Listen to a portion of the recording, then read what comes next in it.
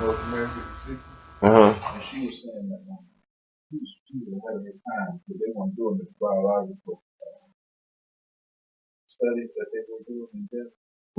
Like they weren't correlating pesticides and what it would do. Animal use.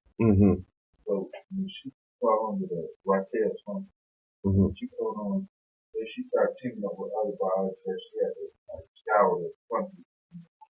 She found this guy in California one time and they teamed up. And then she posed the question. She said, what if this guy was in the same way or something? And man, I lost that book. That was a good book. And she talked about DDT and DME, estrogen like bleaching. Oh yeah, chemicals. Yeah. Synthetic chemicals. That are to your hormones, also mind as well as the physical arrangement of the way body constructs the hormones construct the body. It comes from the brain at birth. And she talked about the messages being distorted. She talked about the hormones itself being formed, the genitalia area being formed. Yep. That's starting to happen more and more. Some males being born more and more, a higher degree of the testicles are not descending.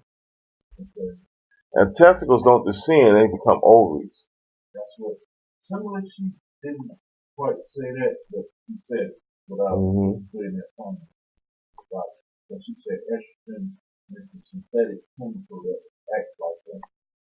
You know what? I'm gonna say one thing about that, but these motherfuckers could be trying to make women, trying to make the whole world mostly consist of women. They trying to take out the see.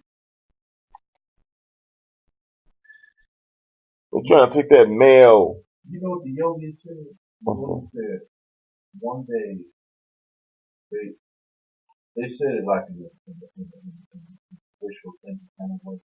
But they said one day the barbaric, the savage man would be ruled out through the light, from the light of man developed. And they know that this, I think they knew that they would come where this type of, what they call the macho man, what you might call Neanderthal. Right. Okay.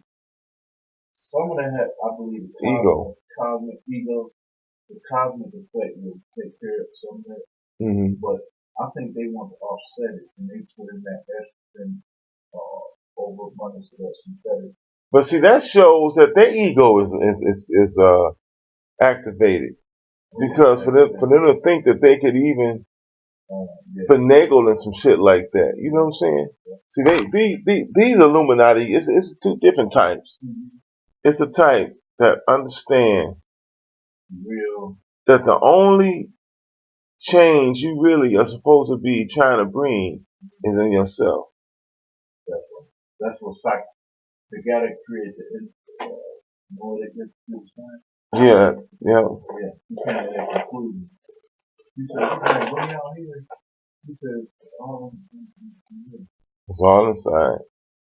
I mean, like right there with them finagling with shit, thinking that they some kind of Illuminati because, you know, whatever. Because, you know, the wealthy bankers, and I'm going to tell you why they doing it. Because they know they can't go. Well, because Jews are still afraid. Because the reason the Jews got to be the bankers in the position they in, because these, like you had the time of absolutism, when like rulers rule in Europe, absolute rulers. They came out of that. But see, what they was trying to do was they thought that they had to control other countries' resources in order for them to be able to surpass the other European monarchs. Okay, so they found these Jews in their countries were not bound by like borders. They had like an international participation because these different European monarchs was not giving them money, funding them, the Jewish communities in their countries.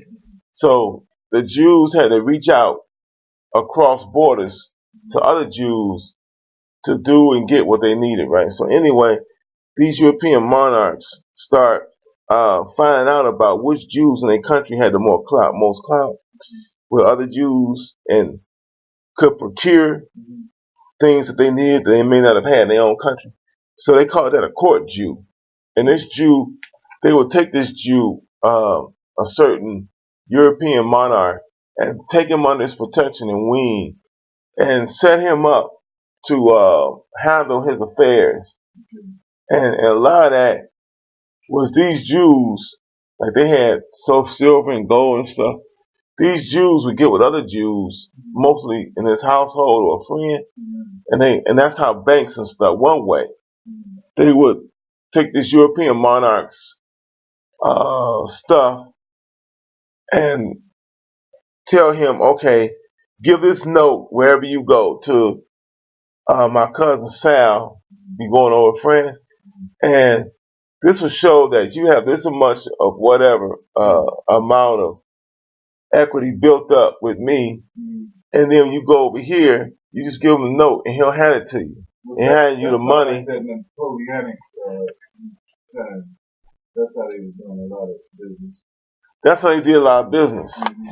And the Jews will also managing the estates of these different monarchs and stuff. And the monarchs will say, okay, that was the eruption. That's how they got. They were one of them. Yeah. But it was others. Okay. And a lot of times these Jewish bankers would turn on each other and try to take their shit over other Jews. And then European monarchs could say any old thing like these motherfuckers worship the devil, or they did something against Christianity or something, and they'll take and they just throw them in jail or kill them and take over their shit. So it was a balancing act these Jews had to perform, and then these European monarchs left these Jews to deal with their estates in Europe, and they tell them, hey, you know what? I'm gonna give you a percentage of what the people bring in on my estates, like the food and whatever they do, you get a percentage. And then when another European monarch would hear, he would go to the same Jew. And like these Jews would be handling like 10 different estates or something, right? And then all of a sudden, the Ice Age subsided, crops began to grow better. It was technology began to expand, and people was coming up with different ways, better ways to grow crops and stuff. So these Jews' percentage started expanding, and they started getting wealthy. When the European monarch only had his own estate, these Jews would be handling like 10 estates. So they became wealthier than any individual monarch. So it's not like the Jews, not at first. Well, they may have been a lot of conniving in there too, but they was trying to say their own ass. You see what I'm saying? Because they could have been, which a lot of them was hung and killed by these European monarchs. And so these Europeans put these Jews in a position where when things started to change, they came on smell like a rose, the cream rose at the top, So and then and these secret societies was always around. That the church, like the Knights Templars became the Masons, and they had all these secret like symbols. All these symbols that the secret signs and stuff that the Masons had today was just the Knights Templars when they turned into the Masons. They were showing other Knights Templars, hey, you can hide here for the night. Like coded signs that bark. Yeah, then they turned to their Masonic signs. They were just, and so those, and then you had scientists who was coming up with new ways to do things, and then you had the church who really was in cahoots with in a sense, with the monarchs, but the monarchs was also trying to offset the church and stuff. So you had scientists, you had Jews who were being put down, repressed by the church, And then you had these like these people who were like, ex-Templars from like hundreds of years ago. Now they was Masons, and you had all that coming together to form these Masonic secret societies and stuff. So, and then the Jews got tangled up in that, because they were anybody that was an outcast, but was a person of wealth and ability joined up. So that's how you got all this. So that's how a lot of these Jews became like an Illuminati and became like right. Yeah, and to get around the kings and queens. These and also a lot of like third, fourth, fifth, and 16th peer monarchs. That's why when the British started sending ships or started colonizing Americas, they sent a lot of their like 15 cousins and stuff like that, and they aristocratic cousins and stuff over here to be governors and stuff like that. They wanted to get them out of Europe so where they couldn't bring up rebellions and cause problems and shit. But when these boys came over here, like George Washington and all his families and stuff, they was all Masonic because they was conspiring in Europe, and rightfully so because of the scenario and the church. And Henry VIII created the Church of England for his own purposes. All the European, and and later on the Protestant church was, or might have been before, I don't know. But that came out like the People's Revolt in England in 13 something. But I always wondered, why did England have revolts against absolute rule before anybody else? It's because England and Scotland at one time was intertangled, like trying to be joint rulers. Yeah, they got the same kind of stuff. And then England took over Scotland. And that's where the Templars went. Scotland became Scottish Rites Masonry. And that's why you always had the Magna Carta come out of England and all these peasant revolts. Because I think that these Masonic who used to be Templars were behind pushing a lot of that. Yeah. Because it came out of England before France, and then later on the French Revolution was a precursor to communist revolutions later on, And Karl Marx and Engels and all of them came out of those secret societies. The French monarchy. No, Napoleon came in the aftermath of all that. What happened was oh, King Louis XIV was it? I don't know which one. I forgot. But yeah, he was the benevolent. The Sun King. He was the one that French people liked. He did the most of that. So the one before him that came out to Spanish, Queen Isabel and Queen Ferdinand. That's who you more or less like. They was in Spain. Yeah, but they came. Trickle down. Yeah, but I mean, like, who was that Madame? Whatever, let them eat cakes. Supposedly she said, I forgot who that was. That queen, but the French Revolution. See, you gotta look at history, and you can see a hidden hand behind a lot of this shit. Even then, a lot of the aristocrats and the Jewish powers that became like bankers and stuff like that, who were still oppressed and held down by the church and the monarchy, came together in cahoots and started different revolutions throughout European history, like the peasant revolt in the 1300s. Even the Protestant movement, I believe, a Masonic hand was behind that. And and later on, that's why they sent a lot of them over here. Some of them over here to America. In the French Revolution, I think it was not necessarily a Masonic hand, but let's say groups influenced by Masonry.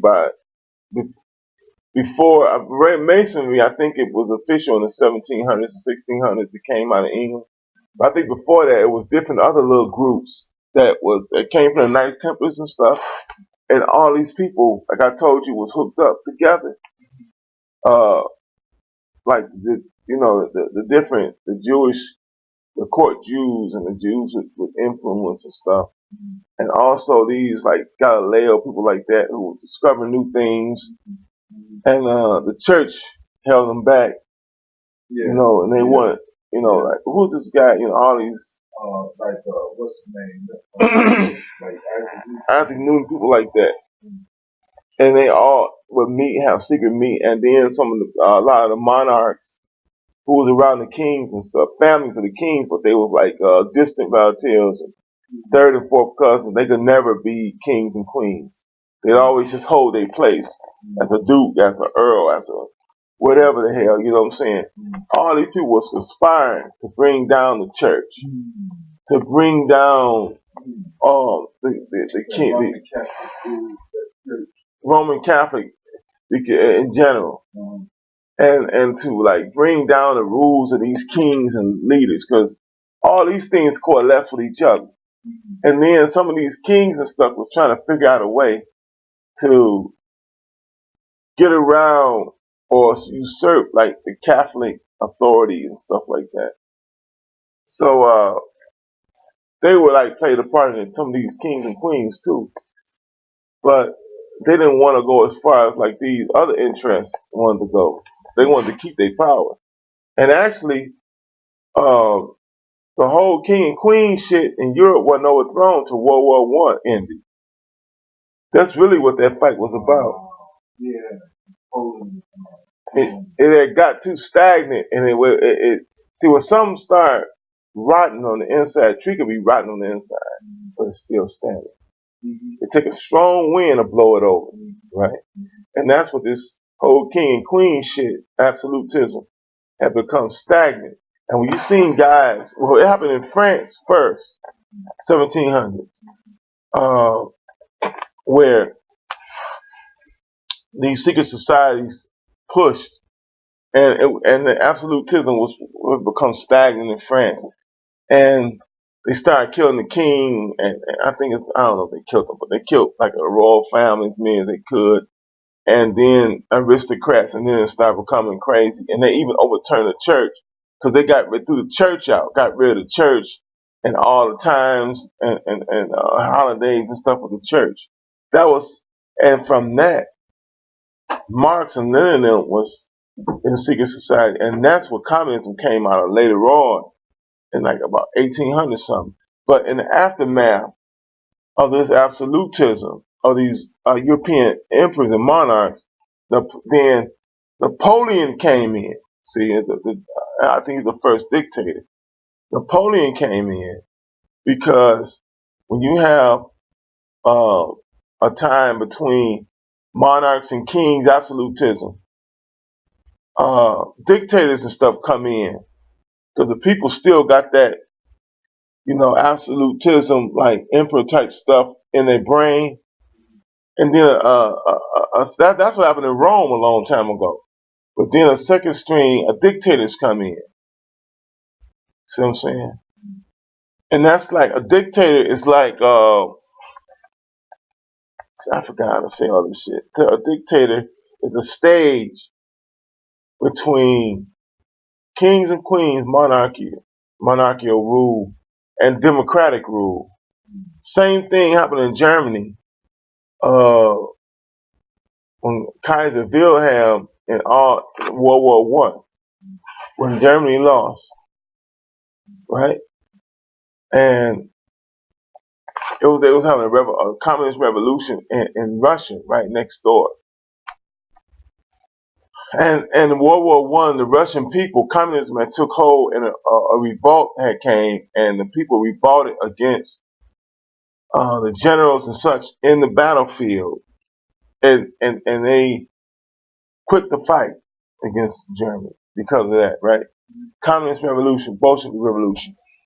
Well, Hitler and them was afraid of that happening in Germany because people don't know this, but in World War One also there was like a communist revolt right after World War One, and Hitler and them, Hitler was in the hospital recovering from mustard gas, and him and people like him thought since a lot of Jews was part of this socialist or communist revolt in Germany, right? But it wasn't quite as strong as it was in Russia. And Hitler and them felt betrayed by Jewish bankers who they felt brought this on, you know what I'm saying, for their own reasons. And they felt betrayed by Jewish communists in Germany. So you had this, on one hand, you had like these communist factions who was taking over things, and you had these right-wing factions, just like you got in America now with Donald Trump. It's a smaller thing, the white Americans and Americans who feel like they're being marginalized now because they feel they white privilege and they privilege evaporating. And now they stand up strong. You got a Donald Trump who will be something like a dictator, something. And then you got these left wing, I don't know what the hell they are. I'd rather have a Donald Trump than them motherfuckers, if I'm being real. These left wing, anything goes, and this and that. It's the same thing. It was almost not quite as extreme as it was in Germany. And then Hitler was still working for the army, and the army was pretty much still controlled, or at least most of it, by strong capitalist interests who was pouring money into the German business interests, along with American and British and other business interests. Just like they backed the monarchy in France when it was getting overthrown in France. They tried to come in and help the monarchy in France because they was all really in cahoots with each other.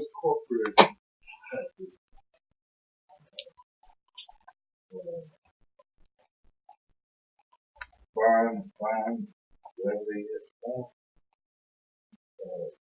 they funded the military. Yep. And Hitler worked for the military. Yeah, exactly. You got it. But they call themselves free corps, just like we got militias, right? Not as extreme though. Our militias are nothing like what they had, right? And then you had a certain faction coming out of Russia, also coming out of, which I don't think they knew, a certain corporate class funding the communists in Germany. The same corporate interests turned around.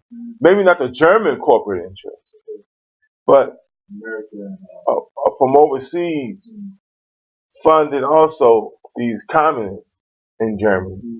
So whoever was playing both sides, whichever side got the upper hand, they would still be firmly in control. A lot of it was Jewish business, Jewish cabals, because like I explained, they became the bankers and stuff, you know what I'm saying?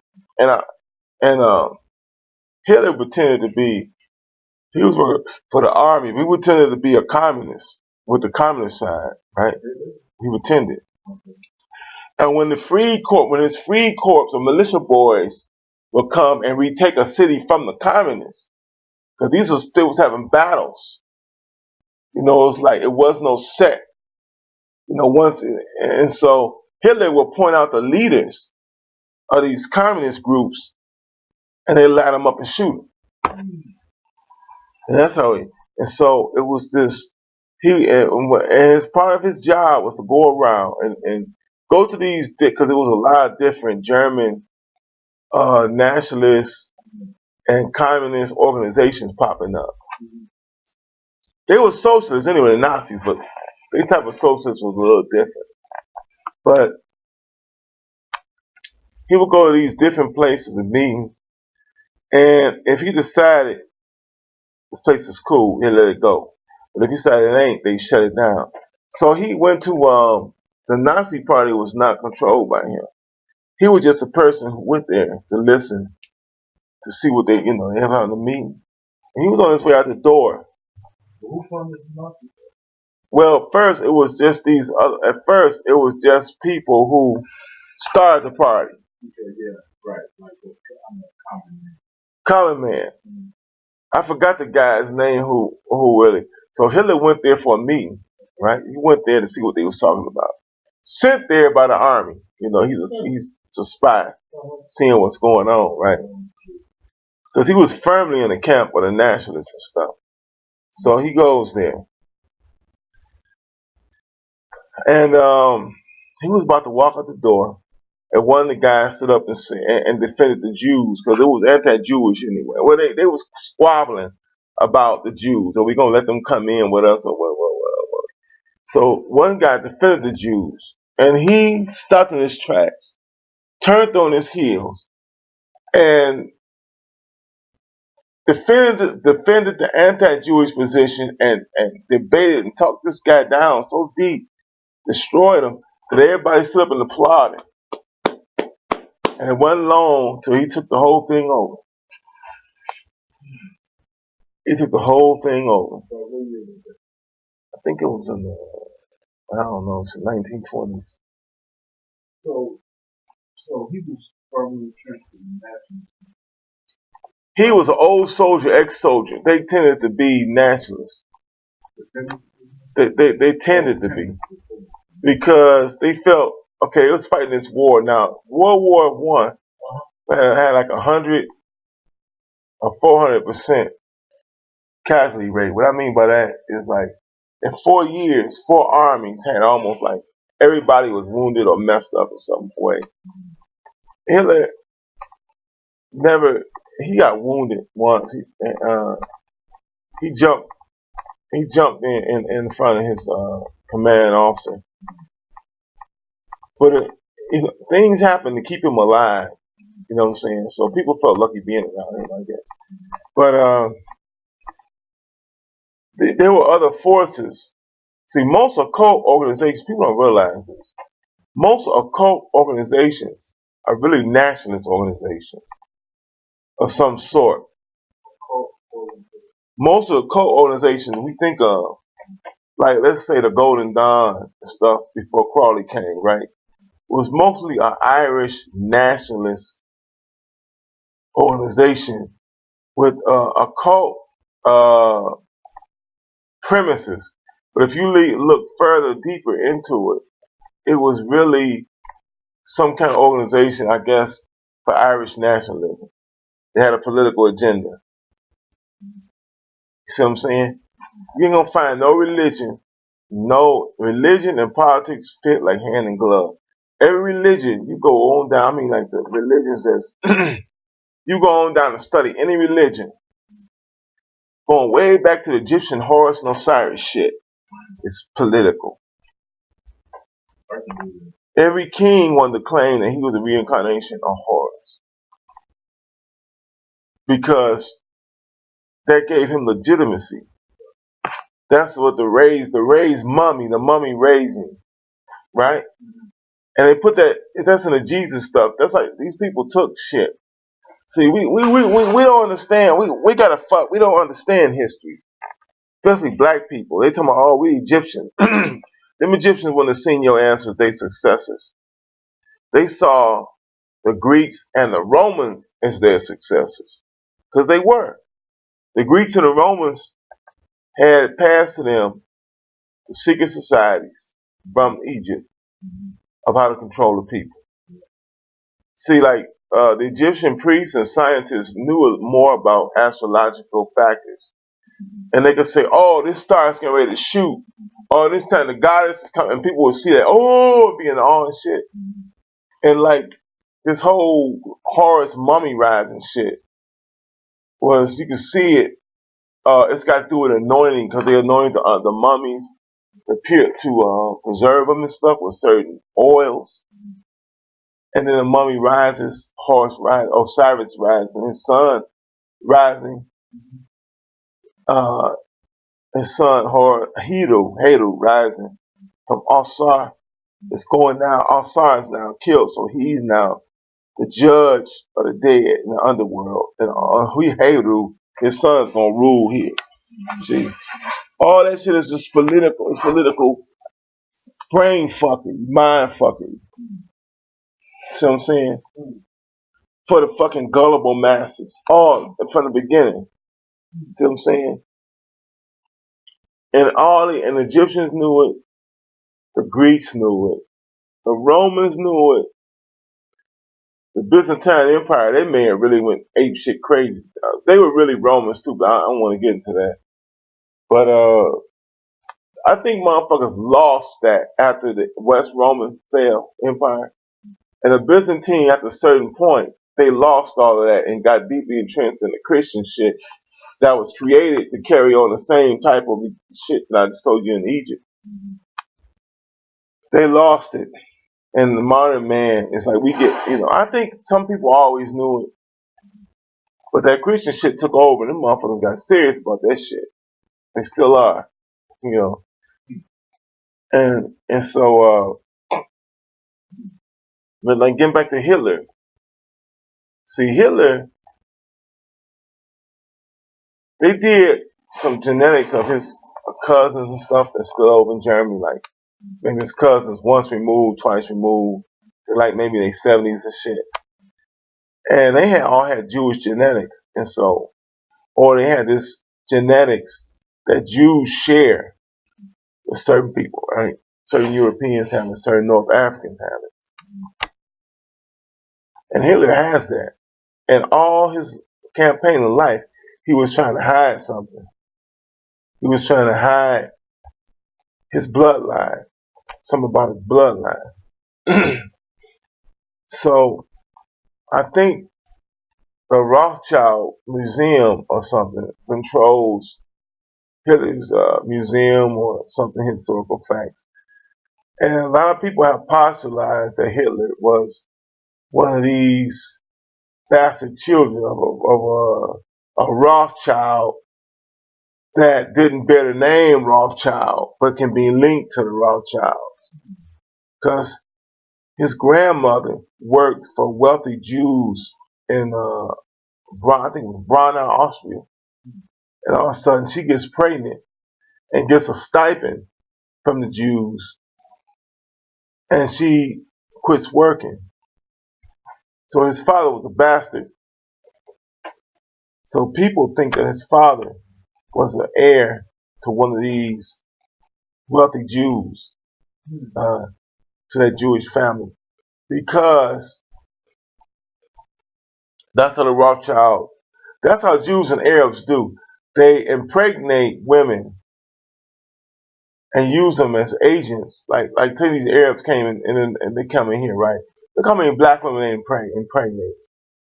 And look how these half Arab, half black, half Arab children keep their legacy going or control these stores and shit in the hood. See what I'm saying? And that's how Jews and Arabs and Semitic people, that's how they do. You know what I'm saying? And that's how they keep control of your community, of your country. And then they use their money to buy out people who used to be European monarchs. Now it's congressmen and senators, the Jewish lobby. But the Arab lobby will do the same. They do it the same because the Arab lobby has deep pockets too, like Saudi Arabia, whatever the fuck they call it. And they done bought a whole bunch. The Bushes got one hand in the pocket of Israel and got one. They had one hand in the pocket of the Saudis, and that's how this shit works. See what I'm saying? So it's speculation that Hitler was all the time used as a vehicle to help Israel become a state. Because Hitler, he gave more money to the Jews, because the Jews was threatening to boycott Germany early on. They was going to boycott Germany. because of the shit that was going on in there. So Hitler. They were in power. No, well, see, Hitler, the Nazis, they outlawed the Jews. See, the Jews had power, but the money and stuff, but their numbers were not. You know what I'm saying? So the Germans even had started outlawing Jewish businesses, started outlawing Jews to be teaching in universities, started outlawing Jews from having, positions of power. They had Kristallnacht, the night of glass, where they broke the glasses of Jewish business stores and stuff, and they started doing that kind of stuff. So it was these Jews that was these prominent Jews that were going to boycott boycott people from visiting Germany, from spending money in Germany, from being to the tourist industry in Germany. So Hitler promised to give so much money to Israel so that Jews could go there and settle. Israel was not, it was Palestine. It was under, I don't think it was Yemen, it was the League of Nations maybe, or Britain. I think Great Britain controlled it. Yeah, Britain. Yeah.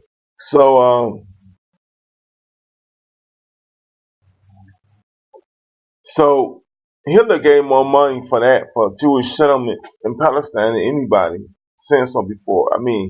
And the money of that time compared to, and that was supposedly to get Jews from boycotting. So these wealthy Jews and stuff left and stuff. But why didn't they turn around and boycott when he really started getting bad? You see what I mean? So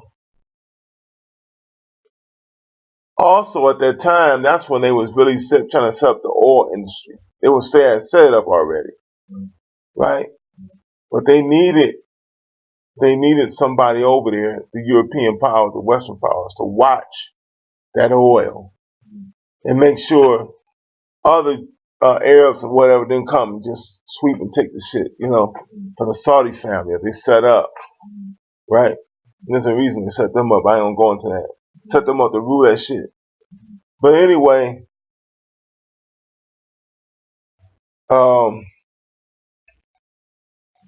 I think it was, I forgot who it was that had the biggest diamond mine in South Africa. It was a Jewish Oppenheimer or somebody like that. I don't know. I forgot. Not the Oppenheimer that was like a nuclear physicist or something. So I forgot the name, who it was. But Federal Reserve Bank. Who was before the Federal Reserve? Well, no. These Zionist powers own the biggest diamond mine, and they told they told the British that if they would procure Israel for them, they would pay off their debt. The British owed the bankers so much money. And when this whole the Balfour Declaration was made, who do you think Winston Churchill and his boys went to and talked to about the whole thing? Did they go to a Western head of state? Did they go to any of the Middle Eastern heads of states? Did they go to who was ever going? The person who was going to be head of Israel? No. Guess where they went? To the Rothschilds. And presented the whole declaration to Lord Rothschild. And who did this? The British government. Oh, what's his name? Churchill.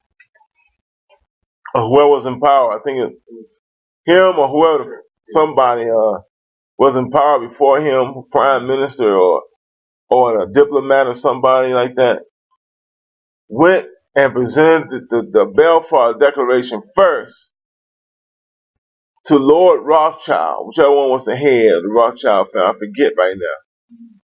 To him first.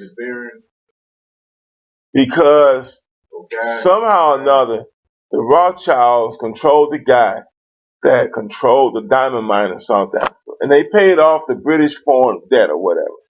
British debt that they had to the banks. Because I forgot, what was that backward declaration? That was, That they was going to make Israel a state. yeah, that's right.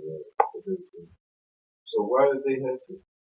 And the Rothschild funded it. He the one, okay, the British has made a promise.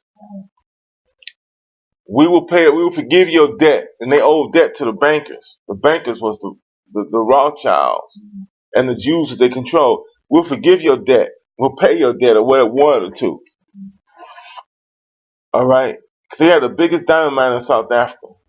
They controlled it through finance. Well, they financed the guy that controlled it. The guy that controlled it was a Rothschild agent. Right? So they went to Lord Rothschild and showed him the Balfour Agreement. He had to sign off on it before anybody.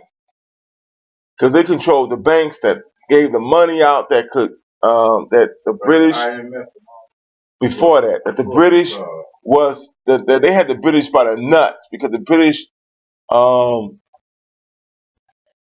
in debt to them. The Bank of England, I think it was the Bank of, it was the banks the Rothschilds controlled in England. The Bank of England, I think, okay? A bank that is in England, but they don't control. Yeah.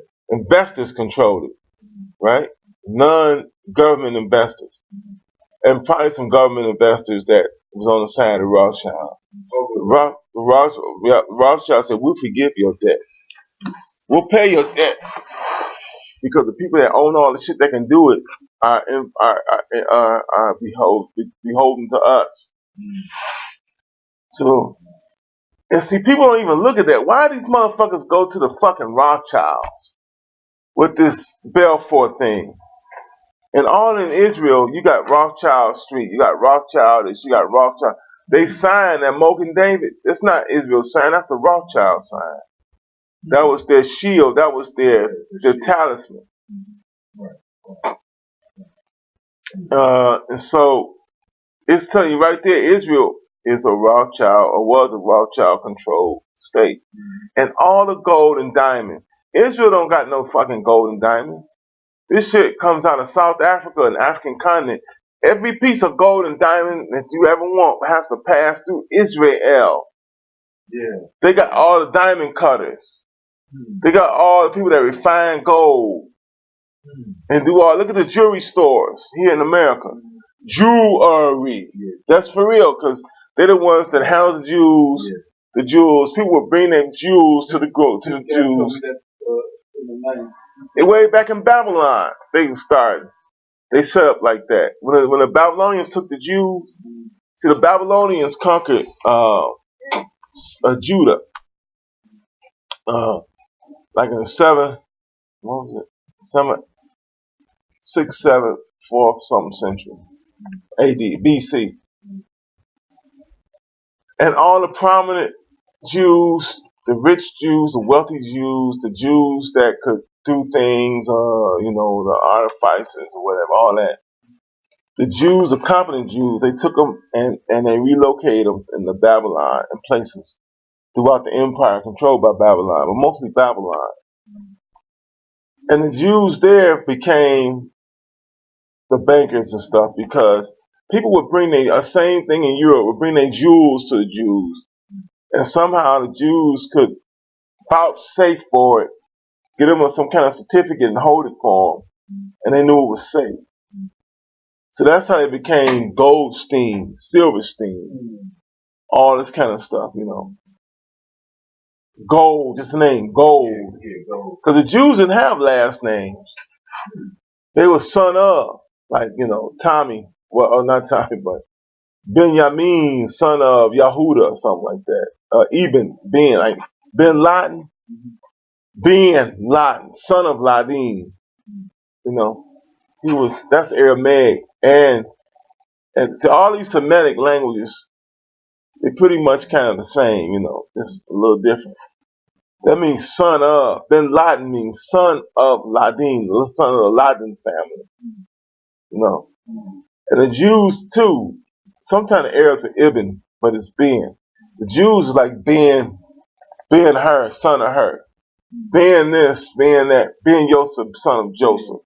Being Yaqub, son of Jacob. So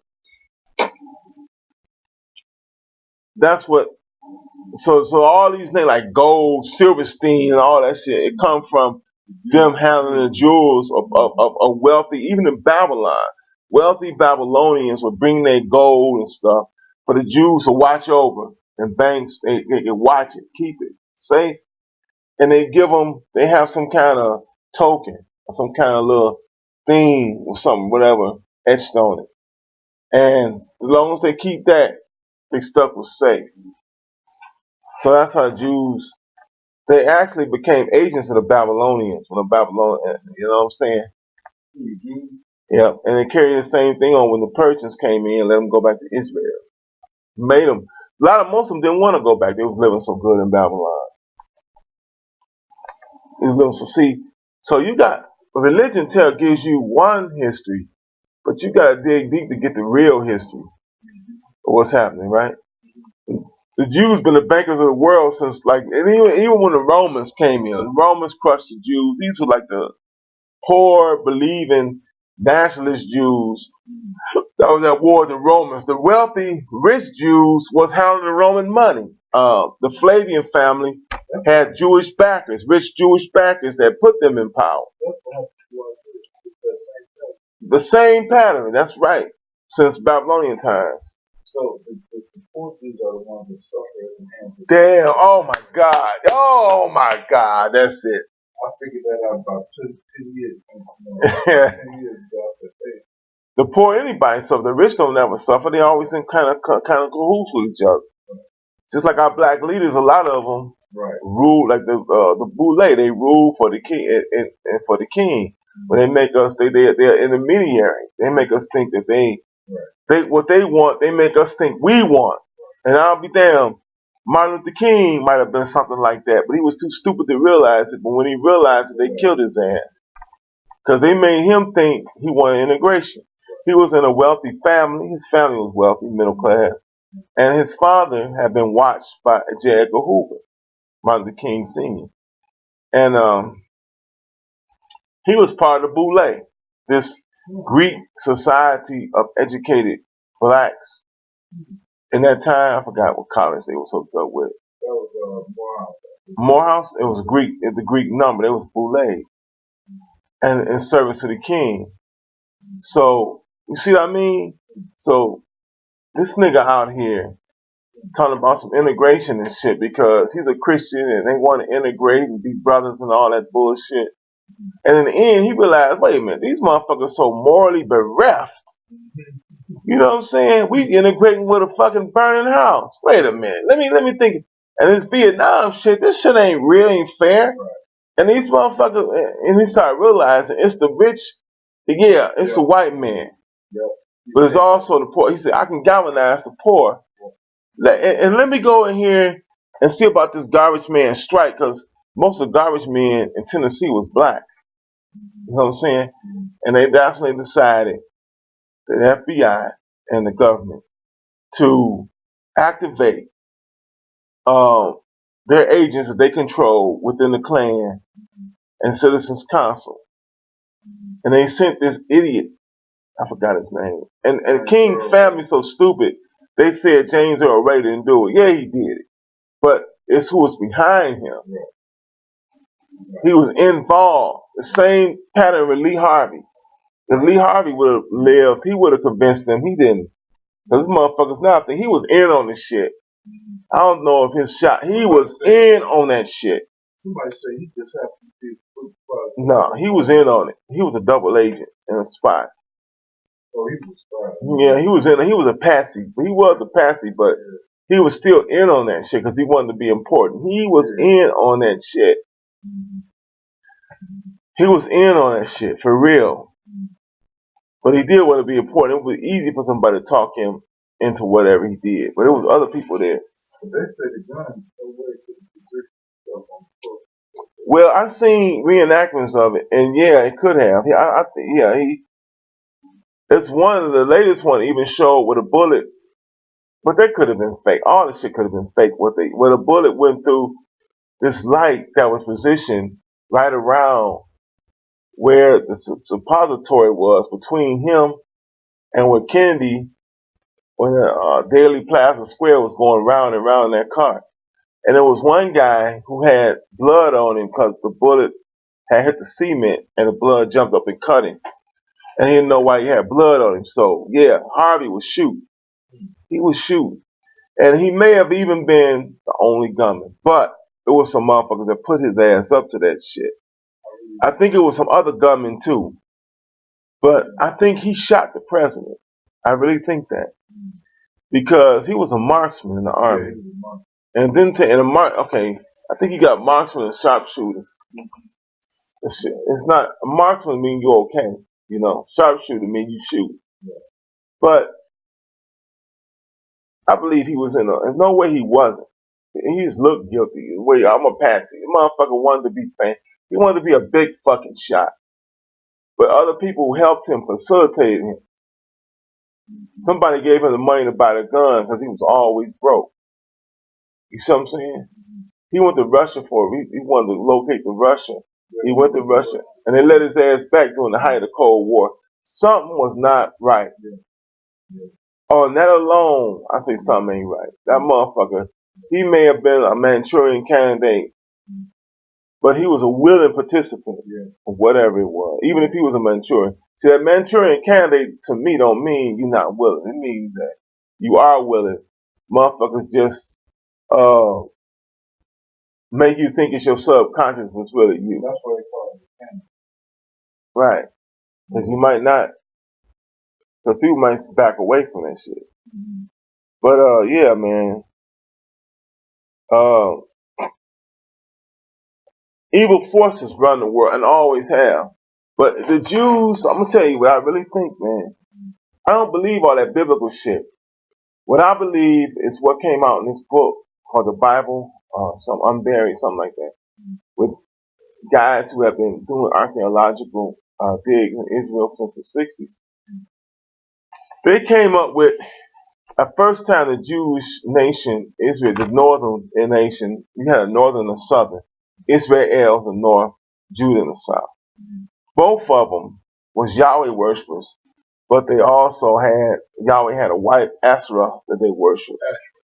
And there was Yahweh's attendants that got some worship. And it wasn't just one temple in Jerusalem. It was temples all over Israel that dealt with their local populations. But the Syrians came through and destroyed Israel. And the Jews, and like overnight, the Syrians took away the same thing the Babylonians did. They took away the Israeli ruling family and stuff like that, right? But the temple in Israel, this little temple, it never was just a Yahweh's temple. It was a temple that had different gods worshipped by the Jews. They tried to combine El and Yahweh. The Jews did. But they definitely worship different gods. Elohim tells that up. But anyway, they may not have many gods as the other people, but anyway, a lot of the Israelites ran down into Judah. So now Judah, which was a small kingdom, expanded, because the Syrians conquered the northern kingdom of Israel and took a lot of those people away to different places in the kingdom, in the Syrian kingdom at that time. That's where they get this lost 12 tribes, 10 tribes. But the tribes ain't never been lost. They was distributed all throughout the Middle East by the Syrians. So but anyway, the ones they in Pakistan and Dagestan, and I don't know if they got that far. They in Syria was basically up around Turkey and other places in the empire. Well, that's like a running Russian republic. But so a lot of Jews ran from Israel and not Jews, they have to call them that. Hebrews or tribes, whatever. That 12 tribes shit was always some bullshit anyway. Just a few tribes. But anyway, the one tribe ran. A lot of these guys from Israel ran down to Judah. So now the Judean kingdom is swelling. So what is the kingdom of Judah going to do? They worship different attendants of Yahweh El, Yahweh / El, and Judah too, right? But so what this guy, I think I forgot, I can't think of his name right now. That goddamn king that did this shit. They pretend like they was cleaning up the temple, and they found this extra scroll, which they believe is Deuteronomy. That said, oh, you're supposed to worship this one God. Moses gave these and all this whole concept of Moses, the whole concept of worshiping one God and all that. The whole concept of centralizing the worship in Jerusalem. All that came from this one king. He rewrote into his whole past to make it look like, you see what I'm saying? Yeah, not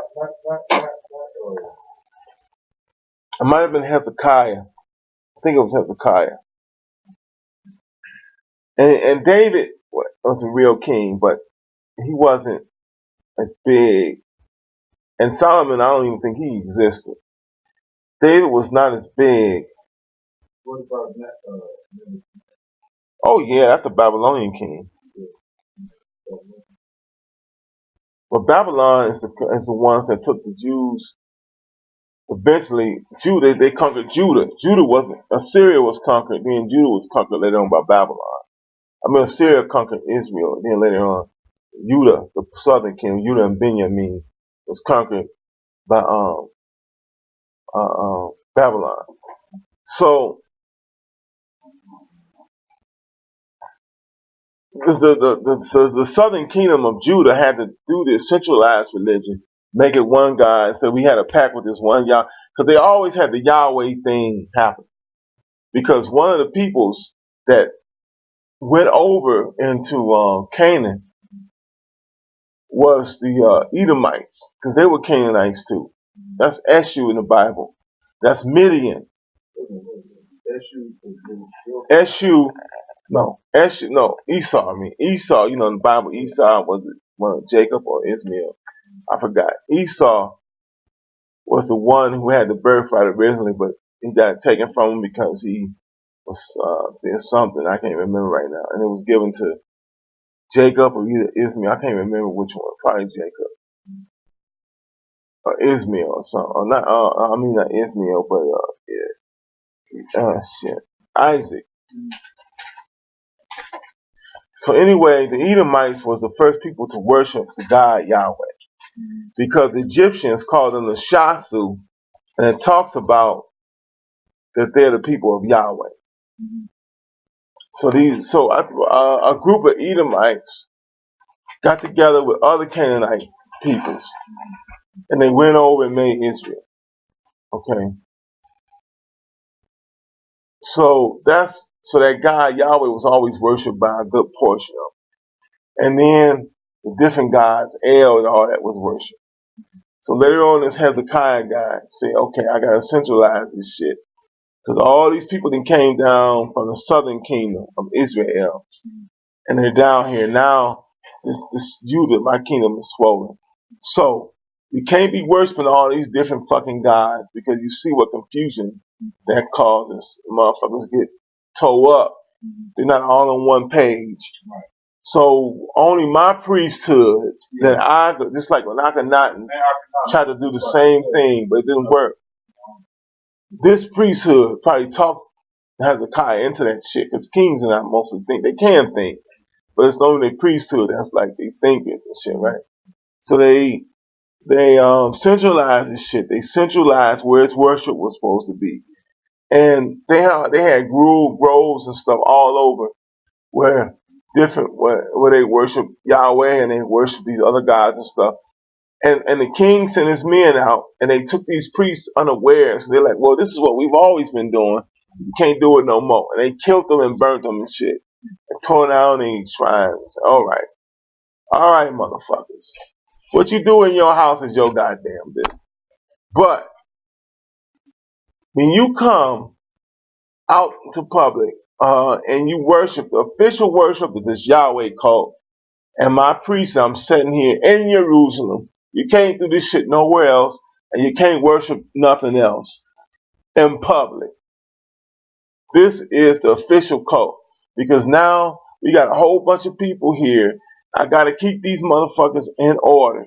We gotta be one kingdom and be a united fucking kingdom so that we don't get taken over by these fucking Assyrians or somebody else.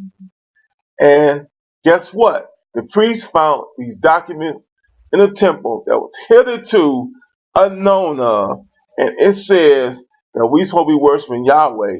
And we had a lawgiver like Hammurabi was, named Moses, who told us to do that. Because guess what? And later on, the thing about out of Babylon, when they got taken to Babylon as slaves, and then they got sent back by the Persian king, now they have the same shit again. Now they had to come up and say, look, motherfuckers, okay, we came out of Babylon as slaves, whatever, right? They never were slaves, but anyway. This shit happened to us before in Egypt, a long time ago. And this is how he rode out that storm. So we're going to do the same thing we did in Egypt, because God was with us in Egypt. And this is what he did for us. You know what I'm saying? So they did it for their own survival, and they had to do it, and they did what they had to do. But there's no way Israel could have ran out of Egypt into Israel. Number one, the place they ran to, the Egyptians controlled. The place they call like Israel today, Canaan or Palestine, the Egyptians controlled. The Canaanites were vassal kings to the Egyptians. They didn't even really have their own armies too. They had little small armies. The Egyptians came in and handled their shit. That's how the sea people came through and tore everything up. The Egyptians controlled. They have found Egyptian statues of pharaohs. They have found where the pharaohs had administrative forts and buildings, all where Israel is and stuff. They have found Egyptian drinking mugs and shit, all where Israel is. So my hypothesis is that, yeah, you always had a certain amount of Canaanites who didn't go along. You know, they were like hill peak tribes. Just like in Vietnam, you got the Vietnamese, and then you got these hill tribes that hate the Vietnamese. But they pretty much the same people, they're just different tribes. And they went along the United States. I think the Hmong, what the fuck they call them? Some Hmong, the Hmong was one of them. And after the United States left, they really got fucking persecuted. That's why they let them come into America and hook them up with like fishing jobs and shit like that. Let them have their own fisheries. But they was paying them back for helping them do a Nam. And when the Vietnamese government took that shit back over, the Hmong were one of the targeted people for persecution. Now, I think that these people, some of them, and these Hebrews come from a lot of different people. Some of them was gangs. They called Apiru. They called it, which mean that they were not. So they didn't come together for a family unit under a chief or nothing. They were just different ethnic groups. Some of them Indo-European, some of them Semitic, Turkish type motherfuckers that had nothing going for them, had nothing. And they came together and was just taking and vandalizing. And certain kings of certain regions would say, hey, y'all are fucking irregulars.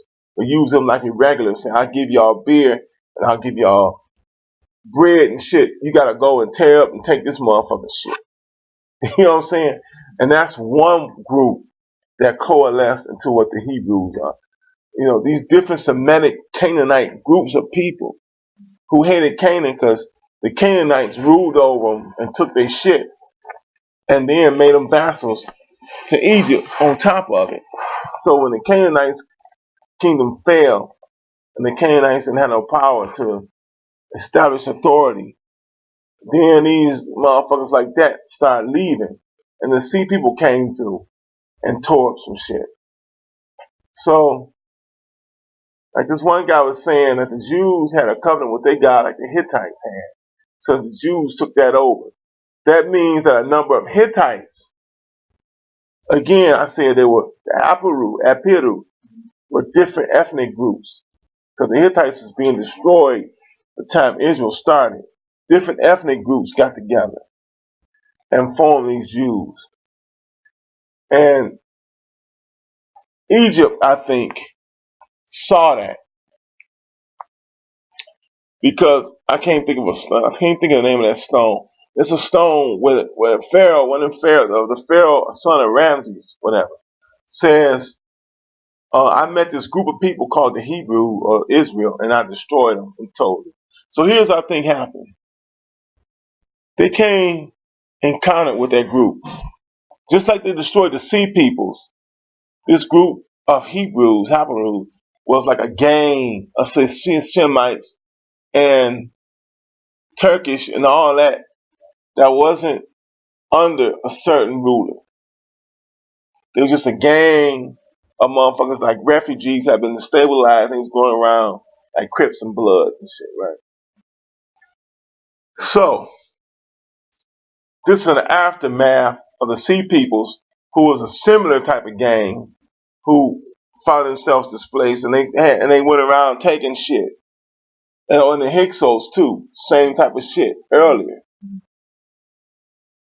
So after the Israelites got their ass whooped, this king said, I tell you what, I'll let you settle here in these places that is now open because all these nations that were settled here before got wiped the fuck out by the Sea Peoples or the Hyksos or somebody else. I'm going to let y'all settle here. And I'm going to give you a certain amount of weapons. And I'm going to give you a certain amount of this. And he did the same thing with the Sea Peoples. He settled them a little bit neighbors to the Israelites. And that's what those were the Philistines. And the reason he settled them there was so that if any group was coming through that territory, they first bump into the Philistines and have to fight them. Then they bump into the Israelites and have to fight them. Then they bump into whoever else and have to fight them. And by the time they got the Egyptians would be alerted by then. Because a Philistine or Hebrew or some messenger would have ran to Egypt and said, hey, this shit is going down. And they would have been able to get an army together and come through there. See, because all the time the Israelites was having wars and fights and shit. Even in David's time and after, they was running to the Egyptians asking for help. So that means to me, just like Israel today will come to America and want so much money for defense. You see what I'm saying? That's why the Persians let them go back to that area. Persians made them go back, the Jews. And by that time, they had filled the Jewish mind also with some of their mythos about Zoroaster. So they were kind of like allied. They said the Persians said we worship the same God. We cousins. So they sent, and they was cousins. So I think they sent them back to Israel for that very reason, to be a buffer, because that's wide open land, plains, shit. They served as like a fort for the Persians, just like before they served like a fort for the Egyptians, and now they are a fort for the Americans. You see what I mean? Huh? Because they over in that area. Just say like Saddam or somebody want to come through there and take over them fucking oil wells in Saudi Arabia and shit like that. The Jews are right there. The Jews are our power right there. Keeping the shit destabilized, number one, so that all these people cannot come together, Shia and Sunni and all that shit, right? That's what Saudi Arabia is too, whether the people believe it or not. It's also, they want to keep everybody destabilized so they can keep control of that oil. See, it's all the game now. It's all a fucking game. And that's the whole mystery of Israel. That's what I think. That they've always been buffers. Always. They were just rowdy fucking motherfuckers, at first the Apiru that took things in their own hands and was starving and shit and went and looted and shit. vandals, like like motorcycle gang, like what happened if the government here fall? It'd be motherfuckers like that. You will be coming in your home and taking shit and killing you, raping your woman. Maybe take your woman with them and shit. All that's what they were. Apiru, like the Crips and Blood. These niggas will run up in here, kill me and you, fuck her. Man, I don't really fuck her, but they might, fuck her. Fuck Kamar. They don't give a fuck. Take the car and put a gun in his hands and you a Crip now, you little nigga. Just like they do in Africa with these, they go and get these kids soldiers, shit, make them soldiers. You're fucking blood, nigga. You're fucking Crip, nigga. And then I'll be on the floor. They be like, shoot that nigga. He ain't your father no more. Then I can't. Then somebody put a gun to his head. You shoot him or you die right now. You see what I'm saying? That's what they was. Same thing. And Egyptians said, oh, them motherfuckers, and then they was causing some problems. So Egyptians went out there in a monostone and said, we conquered this group of Israel. And they probably said, hey, they probably conquered so many of them to whoever was the leader or whoever was the boldest, most sociopathic of them and say, hey, man, we will give you so much of this and that. Let help you establish your shit here. Don't come where we at. Don't come. Stay right here. And whenever motherfuckers come through, we'll help you. That's what happened. And they come up and invent all these stories later.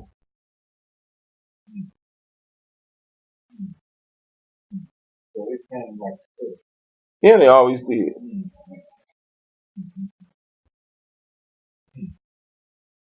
And, but they became a nation because only so long because Egypt fell and then shit, they were their own nation. Well, I mean, no. They started like that. Yeah, that's what I mean.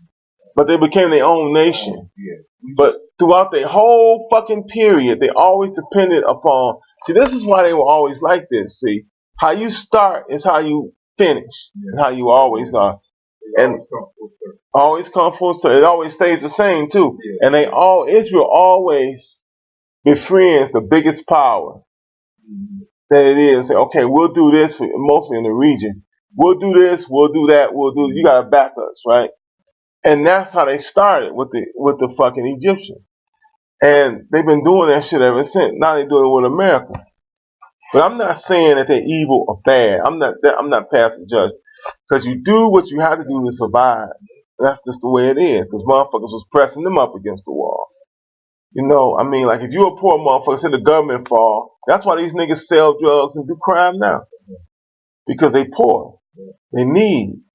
In Africa, I hear that when they rob and get on these buses and trains and rob motherfuckers, they come with be like 17, 18 deep, all of them with AKs and and machetes, and they'll cut a couple of digits off and let you, or somebody that they for real.